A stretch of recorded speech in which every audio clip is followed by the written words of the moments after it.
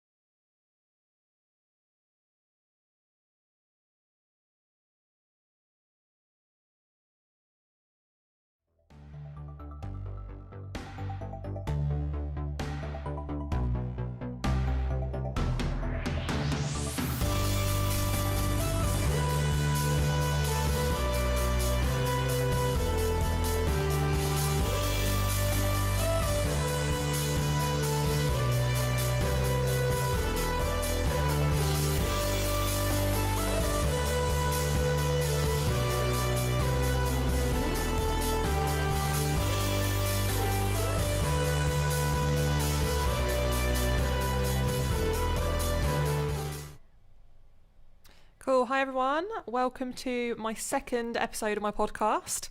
We have got Ben with us today from the Niche Partnership. Hello. Hi, Ben. Thank you for how joining us. We're good. And thank you to everyone for joining us. Any questions, please pop them in the chat box. We will get to those later on. We're going to have a chat with Ben. Ben is a superstar recruitment agent specialising in the finance industry.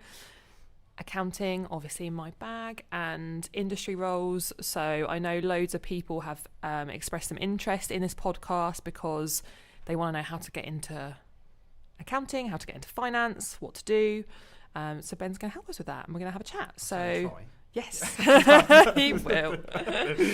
So yeah, let's get started. I guess we should. Let's tell everyone a little bit about you. How did you get into recruitment and start your own business? Tell us. Yeah. Well, hello. Thanks for having me, firstly. I really appreciate it. Welcome. Thanks for getting everything sorted. No worries. So I suppose to ask your first question, like, how did I get into recruitment? So it's a bit of a funny gig. What you'll find with most recruiters, they didn't actually plan to get into recruitment. It wasn't actually their thing. Whereas, surprisingly for me, I actually did want to get into it. I did a stint of travelling for about 2.5 years, 3 years. Nice.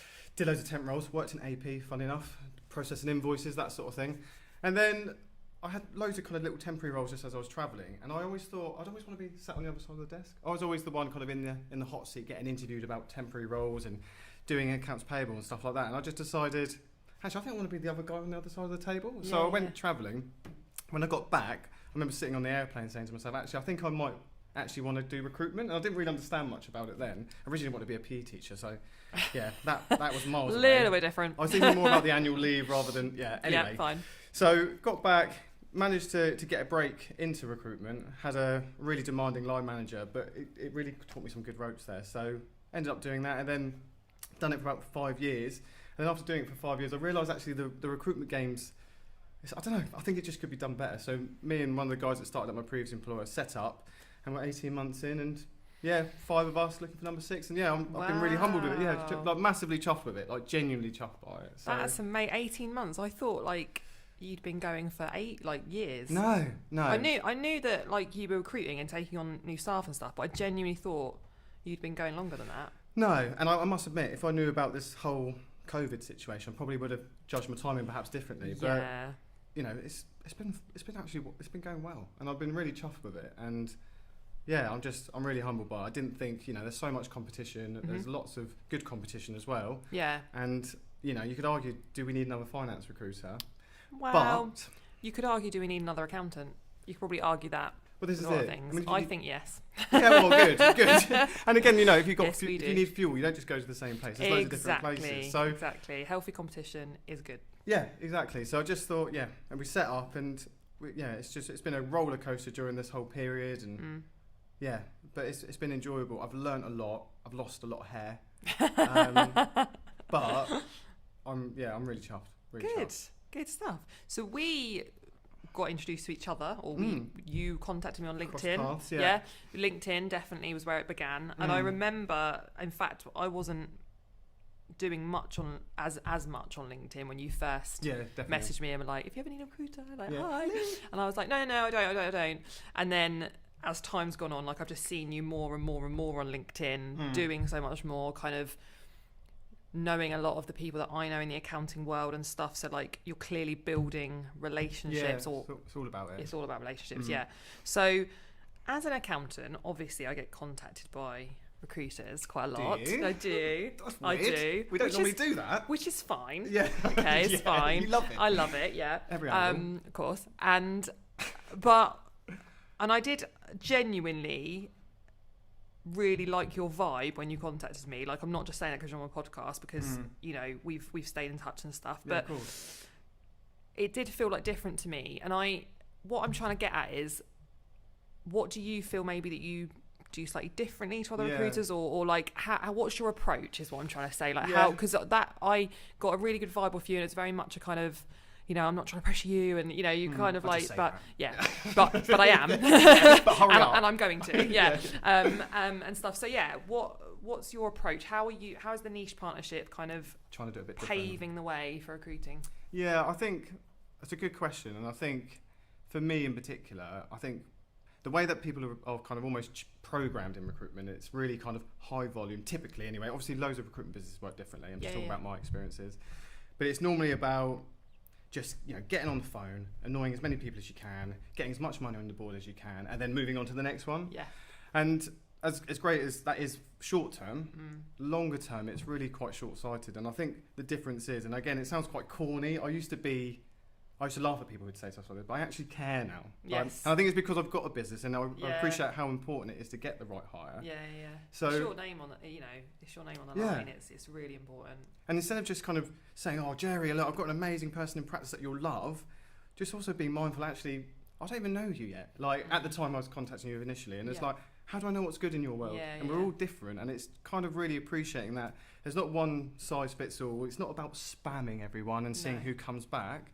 It's more about kind of the quality, and I guess where we're trying to do things differently, where instead of focusing on calling lots of clients and getting meetings and jobs on, which is obviously what we'd like as well, the truth is we're prioritising our candidates, and we focus on job seekers more than anyone. What we've been finding, the rest of it has come through anyway. I genuinely very rarely do sales calls, and we're getting business coming in through referrals because people are feeling looked after. We're creating a hub of where people can come to learn, get information. We're not just about us getting them jobs. We're helping get jobs directly and stuff Yeah. like that. So we're just trying to do it a little bit, I suppose, a fresher approach. Yeah.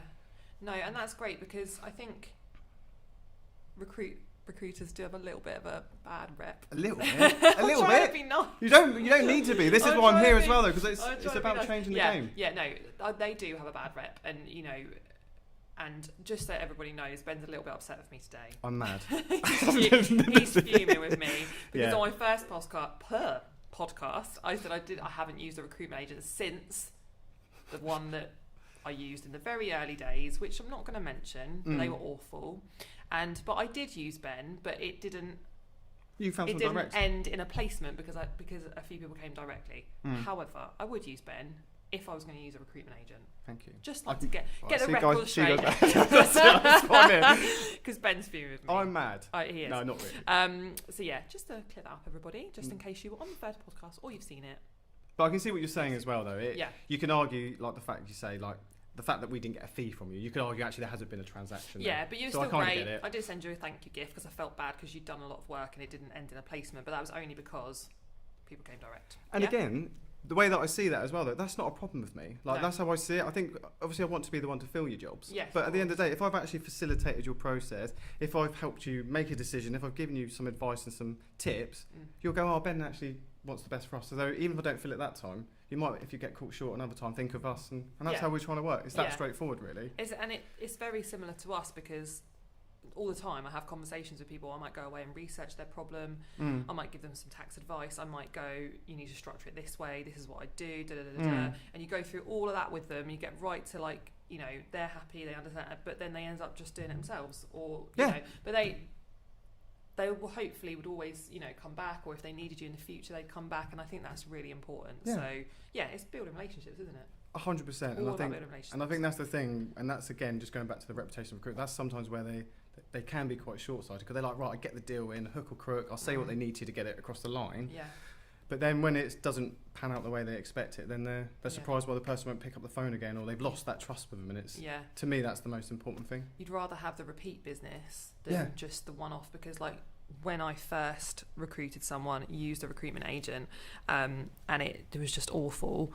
Like, you know, the whole process was horrific, and I wouldn't ever use them again. And it did put me off using recruitment agents in general, because you just like don't want that to happen. In the same way people get put off accountants because something goes wrong. And I think, you know, if you can really build on that foundation and that relationship and get that trust, like any service-based business, if you can get that trust, then you'll naturally get the work, and you're clearly doing that because you're growing. You've got, so how many staff have you got now? So there's only 5 of us at the moment. For 18 months? Yeah, well, it could be worse. Pretty awesome. Yeah, pretty awesome. And the thing that most I'm pleased about is that we've hired during a pandemic. So I constantly preach as well about, you know, remote. It's easy. Just take them remotely. It's not a big deal. But then actually when you're doing it yourself, you're like, this isn't as straightforward as it seems. And, you know, it's been really hard for a lot of businesses. So yeah, I've been really humbled by it all. Good. So you're looking for a sixth? Looking for a sixth. Yeah.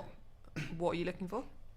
To be honest with you, I encourage businesses to do the same. We hire on culture first, then technical ability. Yeah, definitely. So for us, it's someone who genuinely believes in our core values. They're on our website. I won't waste your time now. But yeah, go to the Niche Partnership website if you'd like to see the core values. And tmpjobs.com. tmpjobs.com. But it's, I can't remember where I was going with this.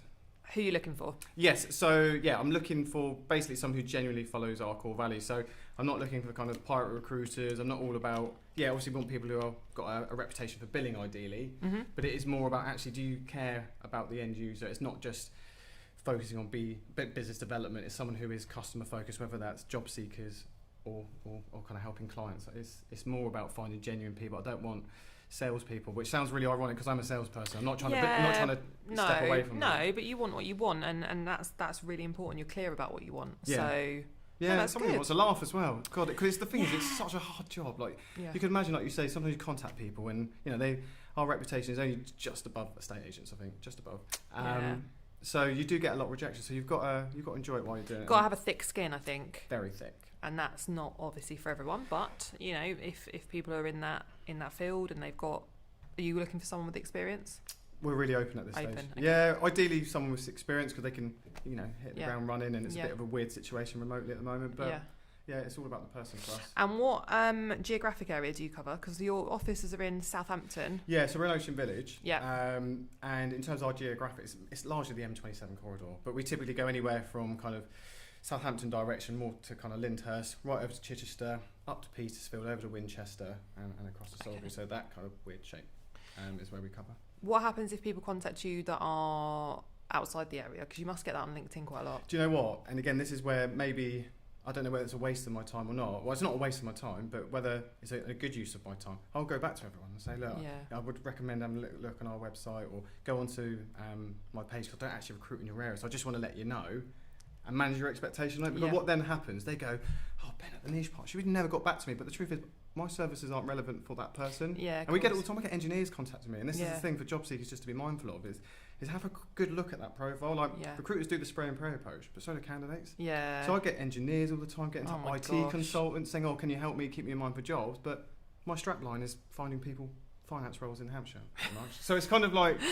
It literally says it on its profile. Yeah, you click on my name and it will say, we find people jobs in finance. It's like that straightforward. And I understand, and people are nervous and they're doing the spray and pray, but it actually sometimes makes it harder for them. I realised the other day that for about the first 18 months of being properly on LinkedIn that my profile didn't say what I did. Yeah. I think that's quite common with a lot of people's profiles. And the other day I was literally like, I realised about 6 months ago and thought, she probably put on there, I'm an accountant. Yeah, it's probably worth. I mean, it hadn't hindered me. It hadn't hidden me because I think my videos were very clear about what I do, and I'd always kind of drop hints and be like, oh, in accountancy this, accountancy that. But then, I didn't do that. But you just changed it recently, haven't you? I've noticed you've got like 3 little emojis. Yeah, I've changed it recently. I change it every now and then just to freshen it up a bit. Why not? You know, keep the fans happy. Why not? I'll understand one day when I get there. One day. Cool. So I get asked all the live long day and I try and help, but how does someone get a job in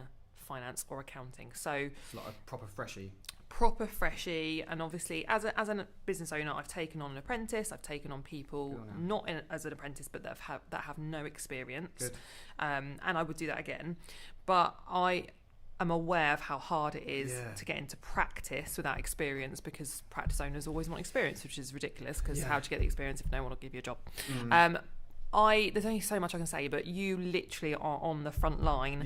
Like, tell people what they need to do. It's really hard. That's the first thing. It's really hard. Be really upfront about. This is not it is not straightforward at all, particularly for people who are entering the market who don't have experience. That is the thing as well. It is incredibly difficult. So the advice that I'll try and give people is to, and again, it's not too useful, but it's all you can do at this stage is if you can get voluntary experience, something like that. I know it's unpaid, but actually if you can get something on your CV to help work towards something, then that's always worth doing.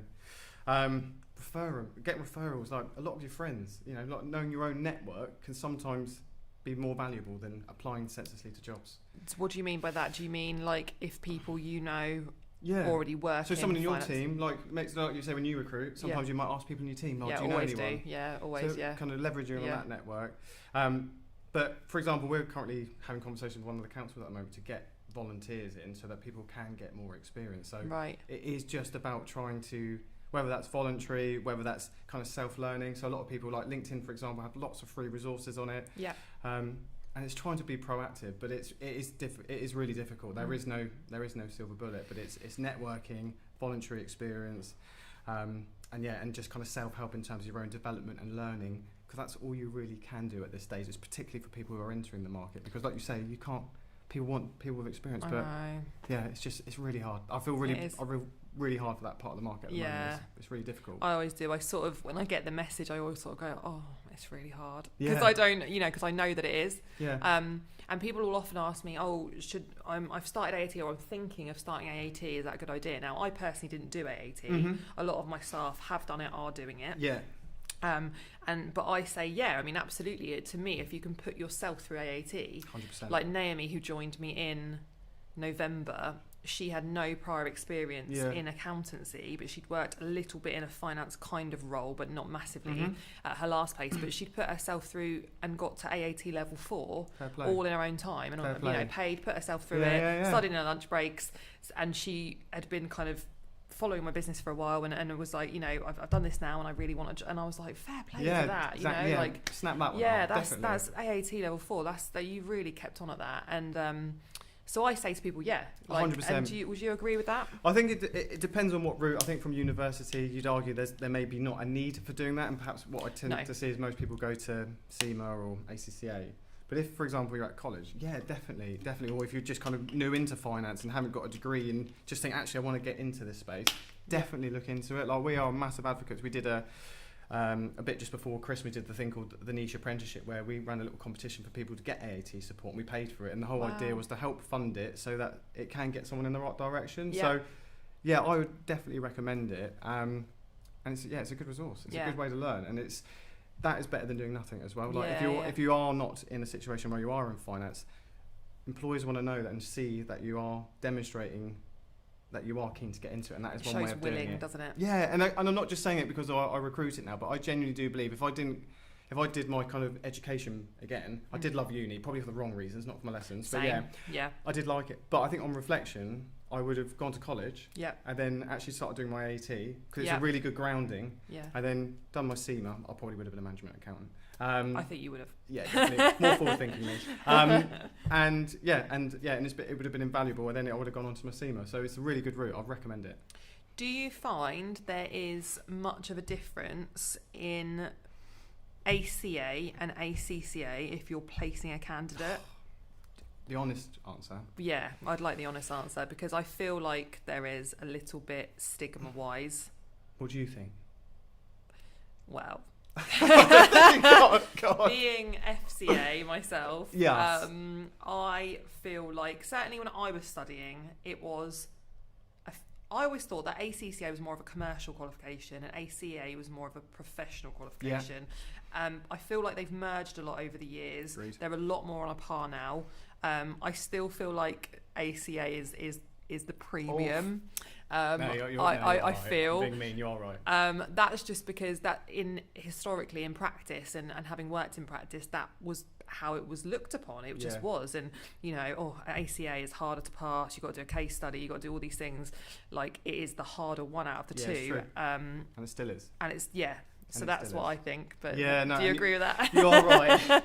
Do accountancy owners, do they care about that? Do you know what? Accountancy owners, funny enough, they don't actually. I think it depends which one. Obviously, we're talking about Big Four, definitely, all those sort of ones. But I mean, in terms of, for example, like if we're talking about just across the market, what I tend to find, if you have someone who's ACA and ACCA, you're right, sometimes it's just kind of, they're qualified, that's great. Yeah. But ACA does come with a reputation that you are technically sound, often coming from audit or something like that, which gives employers the confidence that you might slightly be more technical than an ACA. Whether that's the case or not, I'm not saying that. But and I've got, has that prestige? Got 4 ACCA people in my team. Yeah, ACCA, yeah. And I'm the only ACA person, but I mean, they're incredible. So I don't, to me, as an employer, I don't care. Yeah. I do think if someone's got ACA, like, fair play, like, I know how hard it is because I did it. And you got a fellow as well. So, it's 10 years, isn't it, fellow? Yeah. Oh, all right, give it away. Yeah. Just drop that in on the podcast. No big deal on that. Yeah, no big deal. I need to get my certificate on the wall. Yeah, I'm a fellow recruiter, so no big deal. No big deal, yeah. They should have that. Yeah. It should be a thing, yeah. Yeah, we do. I'm a fruiter. A recruiter. Yeah, each their own. Oh my god. Okay, so basically it's really, really hard if you want to get into accountancy. It is hard. Don't bother. No, I'm joking. But yeah, I always say the same things. Voluntary work, absolutely, see if you can. Your CV, like... Oh, yeah, sorry. I dread to think what... I feel that. Yeah. Like, getting CVs when people send them to me. Oh. So you get like, dear sirs, please find attach my CV. So first of all, I'm like, just look on my website, see who I am, and send it to the actual person. Bit obvious, even that it's not, even that I'm a woman and it's a sirs thing, but I just feel like personalise it. Yeah, it's not hard. That's what we're all about, isn't it? Yeah, it's not 100%. Hard. Yeah. So, but also CVs, like, I think, and again, you tell me if I'm wrong, like 2 pages is enough. Yeah. Well, the thing is, again, there's a big thing about this. 2, 3 at a push. 3 at a push. Don't send an essay. Yeah, exactly. You don't need to tell everyone what you did 30 years ago. Yes. That's the thing as well. You used to work in Asda when you were 16. Yeah. I don't need to know. Doesn't matter. Just tell me in an interview that you worked from a younger age. That's what you're all really trying to get across. And people really obsessed about pages and stuff like that. Yeah, 2-3 pages. Focus on the last 8 years. You'd probably argue 8 to 10 years. Prior to that, people don't care too much. So paraphrase it. Don't waste that space on your CV by talking about you stacking shelves in Tesco's. Now you're an ACCA accountant. You know, it's just not relevant. Tailor it to it's the not job targeted. you're Yeah, exactly. Okay. And do you find cover letters work on that note? Yeah, I would expect a cover letter. Always. Like, I just think, don't just send me a CV. Like, do you read the CV first or the cover letter first? Cover letter first. Oh, okay, that's interesting. Yeah, always cover letter first, because I think if someone's taking the time to do a cover letter, I'm really can they get my interest from that? And then if they've got my interest, then I will think, okay, I'll look at your CV now. No cover letter, I probably won't even look at the CV. Fine. And do you have like generic ones quite common? Because I think that's where people tend to go wrong. They have a template, which is good, but maybe not kind of altering it enough. So there'd be like, hardworking, energetic, all these kind of buzzwords that don't mean anything. Yeah. I'm a hardworking, team-oriented player. Like, work on my own initiative. I can as well work on my own initiative. It's like, if you can't do either, then there's going to be a problem. And, and again, it's just, I sound like I'm taking the mickey, but the truth is, it frustrates me because people are wasting valuable space on whether it's a covering letter or a CV, but stuff that isn't particularly relevant. Just to the point, like. Be interesting, you know? Yeah. Like, peacock slightly. You got to think about the market at the moment, where there are, particularly with the junior market, lots of applications, or actually the extreme senior market. Again, it's the similar sort of story, but by being quite vanilla, by being quite average, by kind of just doing the same old means, you're going to get the same result. And in a market that we're in at the moment, you can't afford just to think that applying to a few adverts and doing the odd comment on LinkedIn is going to do it, because it's not. And actually, that's where people are going wrong, and then they're getting really frustrated about it and upset. And I get it, like I would be, but you've also got to be mindful as well of the competition, and it is going to take a while, and people need to get their head around that, because when they do, it will start feeling a lot better. And making sure they rest as well, because that's the thing. I'm speaking to a lot of people, particularly now, who are really frustrated, and I get it as well. Like, people can't pay bills, or they've been in a similar situation, but when you're then speaking to them on the phone or getting emails from them, the tone is very different now, and actually you don't want that to hold you back if you are applying directly, for example, so just keeping those little things in mind, I guess. And what is the market like at the moment? Tell me about the market. The thing is, it's obviously it will change from sector to sector, so that's my one thing I will say. So, like, let's talk about sectors then. Industry, what's the market like? So if we're talking about industry, in my experience, there's a huge misconception of what the market's actually like amongst clients, for example. So a lot of businesses are assuming that there's lots of great candidates floating on the market who are, desperate for a job, who will just take any job. And it sounds like a bit of a contradiction, but what I'm finding is that at the moment we've got a lot of roles which are looking for qualifieds, but perhaps the salary isn't paying what it should. Right. And they're basically trying to recreate the job spec and maybe pay slightly less for it. So it's really hard to find people as well. But I suppose if I was to sum up the job market, lockdown 1 was the worst. We had people due to start, offers were pulled, people were in this limbo town. It was it was awkward. A lot of people entered the market, and then lockdown 2, 3, a lot of those good candidates were kind of sucked up into good roles, and other companies had kind of absorbed that. And then this side of Christmas, it feels a little bit more kind of normal, I dare say. It's a little bit, I suppose the job vacancies are still obviously light. There aren't hundreds of them, but there aren't hundreds of good candidates who are qualified, for example. Junior market, again, that's very difficult if you don't have experience. And again, the opposite for the senior market, it's very different. But in terms of just good quals, they are really hard to come by. And there's not many jobs either. So I'm always looking for good qualifieds. Always looking for good qualifieds. Always. Anyone out there? Yeah, or even good QBEs. I'm not like, it's just that's the part of the market at the moment. Qualified by experience. Sorry, that's my recruitment jargon coming out. Yeah. He's talking recruitment language. Sorry. QBE, qualified by experience. Basically, if you've got experience. Yeah. It's qualified or not. Yeah. We want to hear from you. And you're in the area. Yeah. And you're looking for a job. Get in touch with Ben. The Niche Partnership. Or even I've tagged him in my story loads. Pardon? Even if you're not looking for a job, if you want to know what's actually going out there and a bit more kind of detailed with you specifically, or their CV or anything. Like I say, for us, if we help people now, then they'll tell their friends and we'll grow. That's our business plan, if you like. Definitely. Quite straightforward. That's good. So we did kind of mention industry then, and then kind of probably went across to practice in the same sentence. But is it the same? Is the market the same? It's quite similar. I think what I'd say with practice, though, it's always just really difficult to find people from practice, because there is, like you said, it's a bit incestuous. They tend to like people from practice as well. Yeah. And what you probably can guess is, if you are in a role at the moment within practice, you probably are going to try and ride this out a bit longer, this kind of COVID thing. So there's a lot of uncertainty. A lot of people are nervous to move as well, which is a lot of the difficulty with finding people at the moment. Yeah. Which I get. So I think with practice, it's pretty much mirrors the industry world in terms of finding people, but the difficulty is with practice, it's always hard to find people regardless, because typically they do like an ACA or an ACCA or whatever, and it's a little bit more particular, but it's tough either way. I do feel hard for a lot of people on the market at the moment. It's always hard, having recruited a number of times. It's painful though, that's the thing. Every time that I kind of know I need a new person, I like just cry a bit inside. Yeah. Because it is just you never really know what you're going to get. It's hard. You know, I've got such a solid team at the moment that I think, you know, what if you get a new person and they just don't fit with the culture, like, and you just don't know. Time consuming. It's not cheap. It's time consuming. It's not a secret. If someone's looking to recruit or going to be recruiting at a company, what should they be looking for in a recruitment agent? Oh, that's a good one. I like that. What they should look for an agency. Off the top of my head. So if it's finance, because obviously they're going to get contacted by recruiters like I do all the time. Like I get the whole here's a CV, like all the time, probably every day to my inbox. I get I'm looking after a new candidate. Are J Williams and Co looking for a new person? Yeah. No, because J Williams and Co doesn't exist. Yeah, we're smooth literally, now. It's only been 2 years, but it's fine. Like, do you know what I mean? Like, and it's just things like that where I'm like, oh my god, you know, you don't even know the name of my firm, and so I wouldn't use them. But what should people be looking for in a recruiter? I think it's really difficult because I think for example, I've come from a large corporate background, so it's got a big faceless name, you could argue, but all the people that work there are completely different.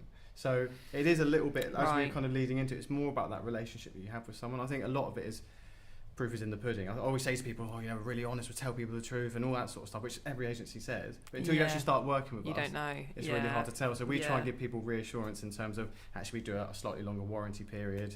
You know, it's in their interest to work with us on an exclusive basis. And then they get to trial our service. And I think because where it is such a saturated market when it comes to recruitment, it's quite easy to stick out by just being not a recruiter, believe it or not. So when I contact you, I'm not like, oh Jerry, good afternoon. Here's a CV. My blue blazer and red tie. Like I don't do that because you've seen it before and it's boring, and it's more about getting people to buy into me first and realise that I'd want to recruit for them like I could do if it was my own company. And that's genuinely how it is, and that's why I struggle to grow the business, like, and find other people, because I need people who feel the same way. It's not a deal. I want someone to go, actually, that's another business there. This is a key hire for them. Like, this is, they're investing a lot in this, and that's the thing that's difficult. What's the normal process? So I contact you and I go, Ben, I need a new qualified accountant for my team. What's the process? Panic, firstly. Yeah. A bit of panic here. I'm like, we've got loads of those. Sweating, literally. Goes to LinkedIn quickly, Send you everyone on our database. Yes, you know how it works. Yeah. No, so what we tend I've got someone with no experience. Yeah, perfect for I've you got guys. 20 of them. Yeah, just what you asked for. Yeah. So in a normal world, what I do is I go, cheers Jerry, thanks for the call, whatever. Let me get a bit of an understanding of the role now. So you talk me through a little bit of it. And I'll try and understand it as much as I can. But again, where I preach that, and again, I recommend all businesses do it, focus on culture first. Yeah. For me, it's really important to go to the working environment, see you in action, see the team that you're amongst, like, what are they like? Are they going to fit in with them? So that's really key to me. So I'll come down, I'll then go for a fuller job brief, if you like, meet some of the team, get an understanding of the environment, because that's just as important, if not more important, than the details itself. And then I would have had some ideas of people that we might have been interesting to you from the first call. Yeah. And then we use that almost like a benchmark exercise. Who of these did you like? Who didn't you like? Or why? And give us some reasons. And what we do is go off, get you some. We meet them. We reference them. Spend some time with them. Sorry, when you say get us some. Yeah. Tell me about that. You have to pay for that. Tell me that. Yeah. What do we mean by that? Do we mean headhunt? Do we mean you've got a database of people? Like what do you mean? So we've got a bit of all of it, to be honest with you. So we've got quite an extensive database. We pay a little bit extra on it it's got some really cool tools on it and features. As you know, trying to make a bit of noise on LinkedIn. Yeah. Like, for example, our hire that we got in our team wasn't from me putting it out on Reed and Indeed. We did a really cringy TikTok video and actually had quite a few applications for that, and that's actually how we made our hire. So we're really big on the social presence, and actually that is where we're getting a lot of candidates. Perhaps our competition might not be our, building good relationships with people. So we do that. Obviously some of the job boards, really weird place at the moment, depending what level you're on. Yeah. But because anyone can advertise on those job boards, can't they? Like, like anyone. And do you know, this is the thing as well. Like, if I wanted to, I could just put an ad out on right now for free. Or whatever. Yeah. And this is the thing that people aren't doing. This is where I'm trying to do things differently. If you've got time on your hands, do it yourself. Give it a go. And if you can't get what you need, then come to people. And that's how I see. I think that's what a lot of businesses are doing wrong with it. They're like, well, I'll give it a go. But then actually forget, as long as you can look after the people who are applying as well, don't forget that service. Like everyone moans at recruiters for not getting back to people, but businesses forget actually when people are applying to them, they're not necessarily getting back to them either and going, thanks for applying in your time and keeping that good experience. So it's a bit of a funny one, really. Okay, now I was just interested because I think, again, being a business owner and like people have this idea of recruitment agents and stuff, like for me, the painful side of recruiting, like the time aspect, the not knowing what you're going to get and all that kind of stuff, and just the stress of it, like that's what you'd want to offload onto a recruitment agent. I have found in the past that I ended up, like certainly with the first one that was awful, I spent so much time with them, it didn't save me any time. I ended up spending as much time as I would have just doing it myself. So it's like, actually that's where to me the real savings come in, is like the time and the stress kind of side of it. And otherwise you're just paying for something that you could do yourself. And I think, like I say, if you've got time and you can do it, but particularly with the more junior levels perhaps, but it's the headache of it, it's the speed. Actually, have you seen the best spread the of quality? The market? The quality. And actually it's, again, it sounds a bit cringe, but you can get loads of applications and meet them, or you can have somebody who's met them before you and go, look, actually, Jerry, just see these two, and kind of save you some time. But the problem is that's only when it's done right. Yeah. And that's where, rather than just throwing like candidates at you. And you'll know from kind of supporting you in the past that I would rather say to you, Jerry, I have no one, instead of pretending I've got you the right person and making it right. And that's where recruiters are sometimes just got to say no.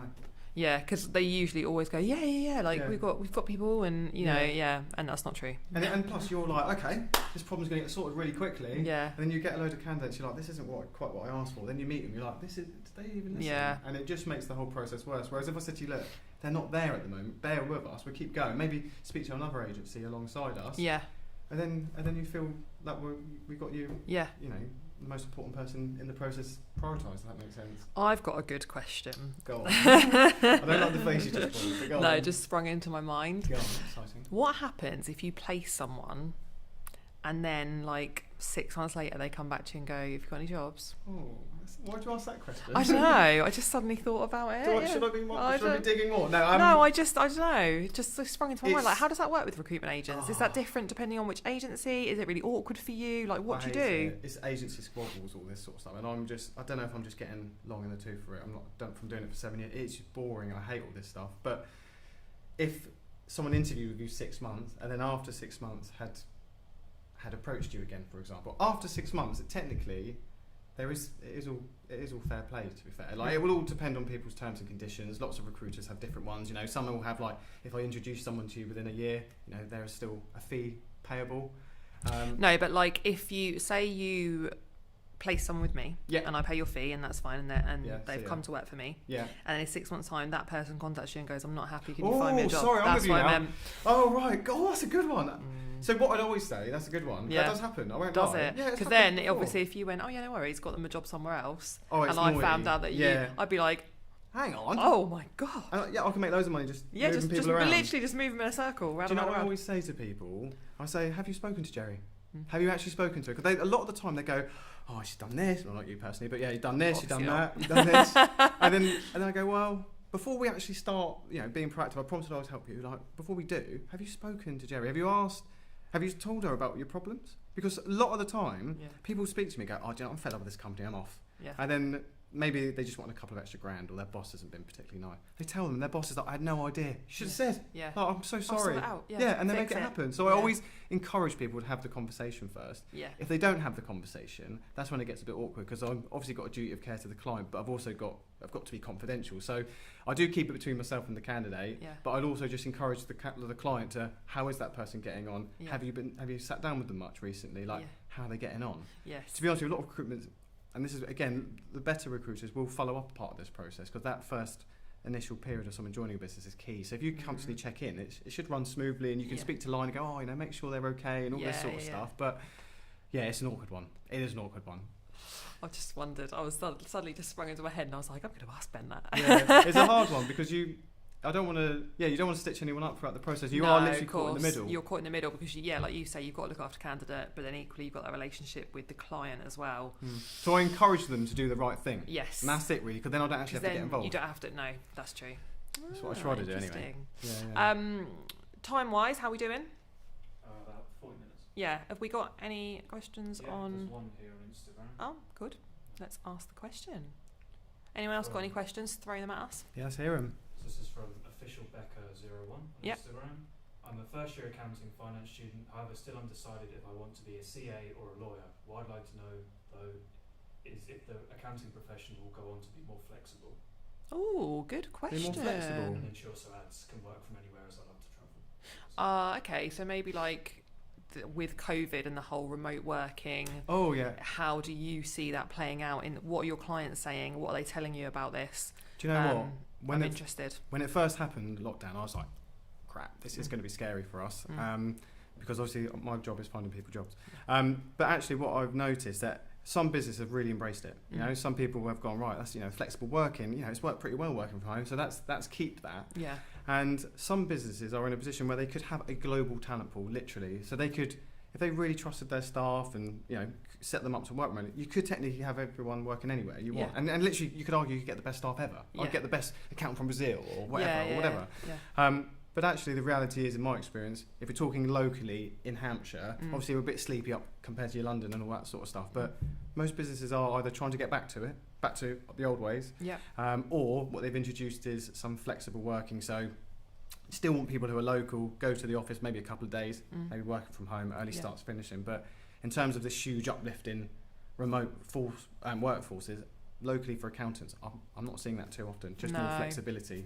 Yeah, and I've had this debate with a few people recently because a lot of people are saying, oh, well, we're probably just going to get rid of our offices and like the lease is coming to an end and we're just not going to bother, like everyone's going to work from home. And I'm like, as an employer, that doesn't sit well with me. I don't like the idea of saying that there is no option for people to come into the office. So, I mean, I'm a little bit biased because I did obviously just sign up a second office. Got 2 offices that I'm not using, but it's fine. That's not the point. That's not the point. Which I'm tied into, but still. I don't like, but the reason is, I did that in COVID because I don't want there to not be smooth offices. I don't like the idea of that. Am I going to make my staff work from the office every day? No, absolutely not. But with full flexible. I saw that about when we're off lockdown as well, about what we're looking to do and working completely differently. Yeah, exactly. Because and I know other practice owners that do it, but we've just implemented results only working environment. So that's started now. So the team can work from wherever they want. They genuinely can work from wherever they want, whenever they want. But I don't like not giving them the option to have somewhere where they can collaborate and come in, and we've been forced to be at home for so long. I just don't like it, and so many accountants have said they're not going to keep their offices. And there's a huge that community piece that in the workspace goes so far. And I think a lot of people assume that actually everyone wants to work from home and it's great and we all love it. There is a huge amount of people actually who are like, I've got kids, I can't get a single bit of work done here. I've got the dog chewing at my ankles, like I can vouch for that one. But you have a lot of people who actually prefer to go into the office as well. There's a huge misconception. I think everyone likes remote working, and there's loads of benefits to it, and no one misses the rush hour and all that sort of stuff. But actually, I don't think you can actually beat meeting people in the office. And I think what we've been finding is that the most popular is having almost like a hybrid, like a 50-50. You can half the week from home, half in the office, and then you get the best of both. And then because there's lots of mental health issues as well. We've been speaking to lots of clients as well who have been talking to their workforce. And first lockdown, they seem all right, and it's it is what it is. And then they're seeing them kind of just sadly just kind of dishevel and people live on their own. So there's lots of benefits to going into the office as well. Mental health reasons, not So it's not all about working from home, believe it or not. No, that's a really good point actually. I love that you brought that up because mental health is so important, and I feel people need that balance, they need that flexibility, and they need that choice. And I don't need to be telling people where they need to be working. That's not up to me. I don't need to be telling people that. Like, I need to be supporting my staff, doing what's right for them and giving them that option. And I think if they're getting a delivery and they want to be at home that day, they Yeah. can be at home. Who cares? If they want to come in because they need to catch up with a couple of the others about a project they're working on, they come in. They'll be You know, happier. Here at Lakeside, at peak, I've been told there's like 5,000 people on the premises. So, the hustle and bustle of that is what it was like, and it was really, really booming, and hopefully it will be again, and all the shops will be open and the restaurants and all of that kind of thing, and it's quite social. There's a social side of it. Yeah, I miss like bumping into someone. Yeah, do you know what I mean? Like, Everything's all bloody Zoom calls now and organised and stuff like that. I just miss that natural interaction. I think it's hard because as a business owner, you want to. It feels like people think that I'm trying to just keep eyes on them and make sure that they're doing what they should do. Yes, yeah. And that is actually a bit of an old school thing, and a lot of people are like that, to be fair. But for me, it's more about I just miss that sense of community. I bounce off each other. We all learn together. It's a bit more fun, isn't it? It is a bit more fun. Like sitting on your own at home all day, every day. And again, it's personal choice. Like some people like it, some people don't like it, and some people like a bit of both. And I think as long as you can accommodate that and understand that everybody's different and not go with the blanket approach that we can just save money and just not have an office, that might not actually be in their best interest. And have you asked them and what do they actually want, kind of thing. And it changes, doesn't it? I might have liked it a few months ago and I might not like it now. It changes. And a lot of businesses that we've been speaking to as well, the smart ones have sent out surveys to their staff. And they said, what do you prefer? Like, instead of just assuming you want this, what do you actually prefer? And the ones that have tend to do the best or will have the best retention of staff, in my opinion, are the ones who have realised there's no one size fits all anymore. That's quite an old model. Yes. If you can have it where, like you explained, like a flexible workspace, people could come in, they could work from home, and it's more about outputs rather than being seen. Yes. They are the people that will be happier. The sickness will go down, mental health will improve, and probably a more productive workforce, I guess. Which is what you want at the end of the day, isn't it? That's the most important thing, and it goes back to the kind of the practice way of having timesheets and all the things that I'm so against, like in terms of the control some employers feel they need to have over their staff. Making them record every 6 minutes of their time and stuff like that, and I'm like, I just couldn't be further from that. I'm not interested in any of that. I'm interested in outputs. I'm interested in quality and quantity and development and all those kind of things. So it's more worthwhile, all that sort of stuff. If you focus on the outputs rather than just all playing the game, all the work game, you just waste so much time. Especially in my world, in recruitment, you get set KPIs that are perhaps unrealistic. You end up making them up, because you're just playing the game. You're like, my boss is going to be on my case. When actually, spend the time doing something that you actually need to do, rather than just playing the game and trying to impress my boss, sort of thing. So definitely. Funny world. Did we have any other questions, Luke, on either Facebook or Instagram? Not so far. Everyone's got a job. And if you don't and you want one in accountancy, speak to Ben. Get in touch. So no, that's cool. I mean, it's a good time for us to wind it up anyway.